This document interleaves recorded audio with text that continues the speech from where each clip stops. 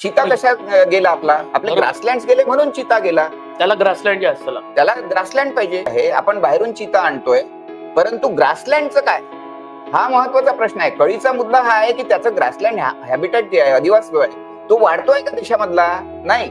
रेड्डी साहेब की वन्यजीव देशातलं संकटात आलेलं आहे. निश्चित आलेला आहे. आणि त्यामध्ये जसे ग्रासलँड्स म्हटले, ग्रासलँड संपूर्ण देशात संकटात आलेले आहे. जर अधिवासात आमची घरच जर संकटात आली असेल पक्ष्यांची, तर त्या प्रजाती पण संकटात आलेल्या आहे. आणि म्हणूनच चिता होय. कशा गेला आपला आपले बरोबर. ग्रासलँड गेले म्हणून चिता गेला. त्याला ग्रासलँड जास्त लागतं. त्याला ग्रासलँड पाहिजे. आणि चिता गेला हे सगळे देशाला माहिती आहे. आपण बाहेरून चिता आणतोय, परंतु ग्रासलँडचं काय? हा महत्वाचा प्रश्न आहे. कळीचा मुद्दा हा आहे की त्याचं ग्रासलँड हॅबिटेट जे आहे, अधिवास जो आहे तो वाढतोय का देशामधला? नाही. तो घटतोय. त्यामुळे चिते किती आणले तरी ते संपणारच आहे.